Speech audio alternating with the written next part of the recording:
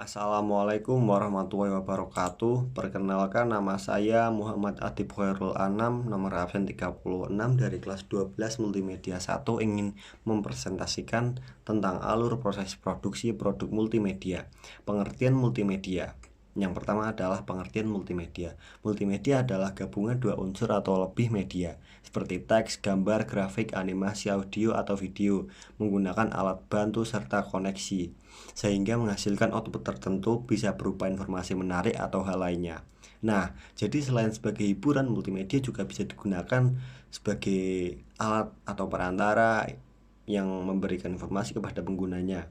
Ya, penggunaan multimedia ini ternyata lebih efektif loh dalam menyampaikan suatu informasi. Alasannya karena multimedia dapat merangsang beberapa indera manusia seperti penglihatan, pendengaran, sama penciuman. Dalam alur produksi produk multimedia terbagi menjadi 3 tahapan, yaitu proses praproduksi, produksi, dan pasca produksi. Ketiga alur tersebut termasuk ke dalam standar operasional prosedur atau SOP. Nah, SOP sendiri merupakan prosedur atau tahapan pekerjaan yang harus dilakukan sesuai dengan standar yang sudah ditentukan. Oke, sebelumnya ada yang tahu apa itu praproduksi? Praproduksi sering juga disebut sebagai pre-production, merupakan tahap awal dari proses produksi. Di tahap ini, kita akan mempersiapkan segala macam hal yang akan diperlukan lagi untuk proses produksi. Jadi kalau diibaratkan nih, misalnya kamu ingin memasak sesuatu, maka tahap kamu membeli bahan-bahannya dan mempersiapkan peralatan masaknya, itu semua yang dimaksud dengan tahap praproduksi. Nah, proses praproduksi ini terbagi menjadi 9 tahapan. Waduh, banyak banget ya. Kita akan membahas satu persatu setiap tahapannya secara rinci nih. So, simak terus sampai habis ya. Menentukan ide dan konsep. Tahapan yang pertama adalah menentukan ide dan konsep. Ide merupakan gagasan awal yang nantinya akan direalisasikan ke produk yang ingin diproduksi. Ide dapat diperoleh dari mana aja, bisa dari imajinasi, hobi, pengalaman, buku, film, atau lingkungan sekitar.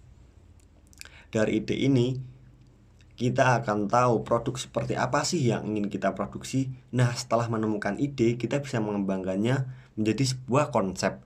Kita akan menentukan seperti apa bentuk dan gaya pengemasan produk yang ingin kita buat, siapa aja target penontonnya, dan pesan apa aja yang ingin disampaikan. Nomor 2 adalah membuat naskah.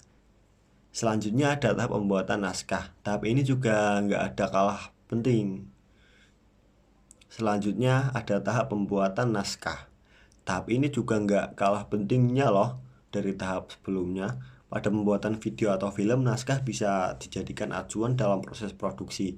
Tanpa adanya naskah, bisa-bisa cerita yang ingin disampaikan nggak ada tersusun atau nggak bisa tersusun dengan baik nih. Nomor 3, membentuk tim produksi. Tahap yang ketiga adalah membentuk tim produksi. Seorang konten kreator mungkin aja bisa membuat karya seorang diri tanpa bantuan tim. Tapi hal itu tentu membutuhkan waktu dan usaha yang luar biasa.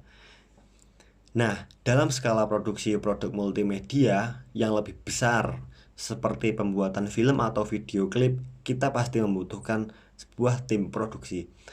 Mustahil dong jika kita semua kegiatan produksi dikerjakan oleh satu orang aja, ya enggak?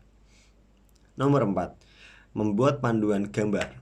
Tahap berikutnya adalah membuat panduan gambar. Maksud dari panduan gambar itu gimana sih? Nah, gampangannya panduan gambar itu bisa diartikan sebagai gambar-gambar yang dijadikan referensi atau contoh untuk memvisualisasikan suatu adegan. Misalnya nih, dalam sebuah cerita terdapat adegan dengan latar kantin sekolah saat jam istirahat. Maka panduan gambarannya bisa berupa kantin sekolah yang ramai dikunjungi siswa. Ada banyak siswa yang sedang makan, ngobrol, atau mengantri makanan. Kebayang ya? Nah, dalam proses produksi, panduan gambar biasanya berupa storyboard. Storyboard sendiri adalah sketsa gambar yang disusun secara berurutan sesuai naskah cerita. Dengan storyboard, penulis cerita dapat membuat seseorang membayangkan alur cerita melalui gambar-gambar yang disajikan. sehingga dapat menghasilkan persepsi yang sama mengenai ide cerita yang ingin disampaikan oleh penulis. Storyboard berisi informasi mengenai audio dan video. Pada bagian audio berisi tentang uraian audio yang akan digunakan.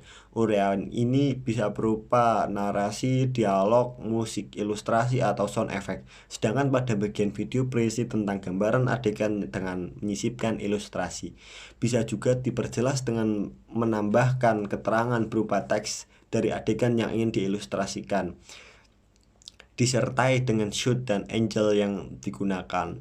Nomor 5, membuat jadwal produksi. Selanjutnya kita masuk ke tahap pembuatan jadwal produksi atau working schedule. Working schedule merupakan jadwal tahapan kerja secara keseluruhan, mulai dari tahap praproduksi, produksi, hingga pasca produksi. Nah, working schedule ini biasanya dibuat oleh seseorang produser, berisi tugas-tugas yang harus dikerjakan oleh tim produksi dan target waktu yang harus terpenuhi.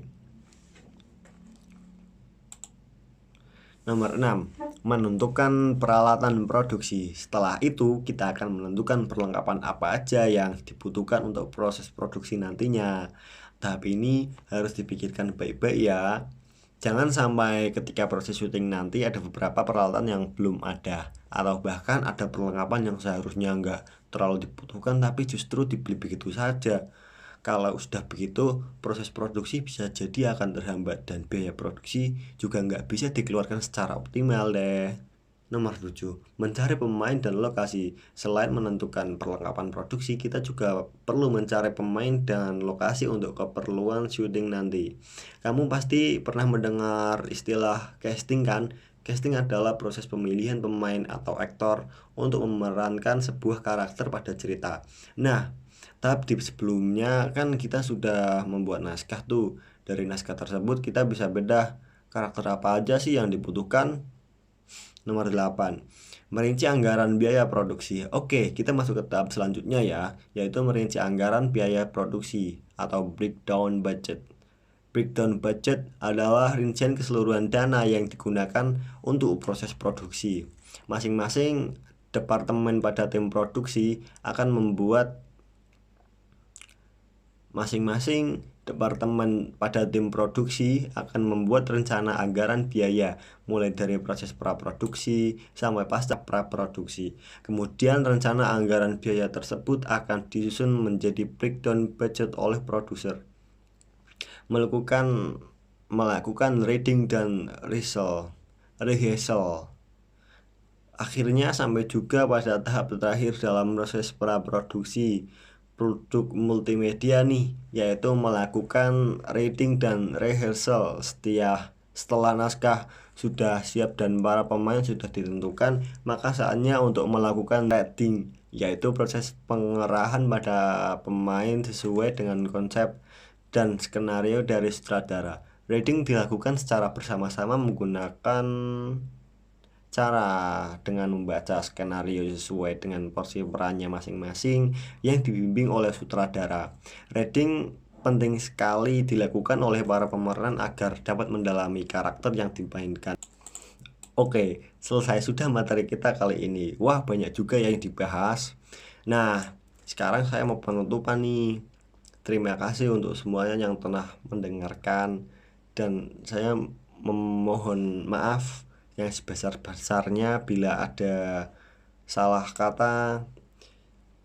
Cukup sekian. Wassalamualaikum warahmatullahi wabarakatuh.